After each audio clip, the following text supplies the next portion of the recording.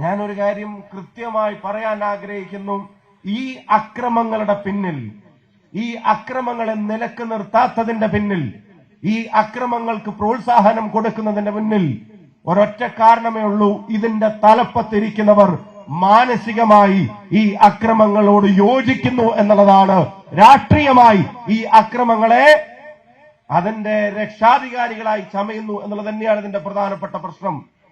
ഞാൻ കഴിഞ്ഞ ദിവസം പറഞ്ഞു, ഈ അക്രമങ്ങൾ താഴെ പോലീസ് സ്റ്റേഷൻ ഉത്ഭവിക്കുന്നതല്ല. പോലീസ് സ്റ്റേഷൻ ഉത്ഭവിച്ചിട്ട് അതിന്റെ മേലെയുള്ള ഡിവൈഎസ്പി ഓഫീസിലേക്ക് പോകുന്നതല്ല. അവിടുന്ന് പിന്നെ SP ഓഫീസിലേക്കും, അവിടുന്ന് പിന്നെ IG ഓഫീസിലേക്കും, അവിടുന്ന് പിന്നെ AGDPയിലേക്കും DGPയിലേക്കും, പിന്നീട് ആഭ്യന്തര സെക്രട്ടറിയിലേക്കും മന്ത്രിയിലേക്കും സർക്കാരിലേക്കും പോകുന്നതല്ല. ഇത് നേരെ മറിച്ചാണ്.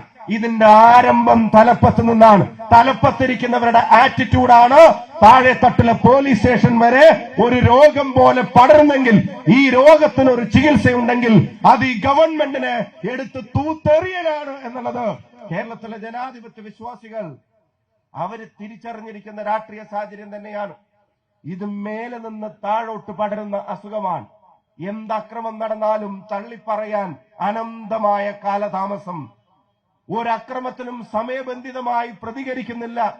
ഒരക്രമത്തെയും വിവാദമാവുന്നതുവരെ, മാധ്യമങ്ങളിൽ വാർത്തകൾ നിറയുന്നതുവരെ, ദൃശ്യങ്ങൾ പുറത്തു വരുന്നതുവരെ ഒരു റിപ്പോർട്ടിന്റെ പേരിൽ പോലും ഒരാൾക്കെതിരെയും നടപടിയും എടുക്കുന്നില്ല. അപ്പൊ അതിനെ സംരക്ഷിക്കാൻ ഞങ്ങൾക്കൊരു സർക്കാരുണ്ട് എന്ന് പോലീസിലെ ഗുണ്ടകൾക്ക് തോന്നുന്നുണ്ടെങ്കിൽ, പോലീസ് ഗുണ്ടകളുടെ രക്ഷാധികാരിയായി കേരളത്തിന്റെ ആഭ്യന്തര വകുപ്പ് മന്ത്രി പ്രവർത്തിക്കുന്നു എന്നുള്ളത് തന്നെയാണ് അതിന്റെ കാരണം, അതിന്റെ സാരം.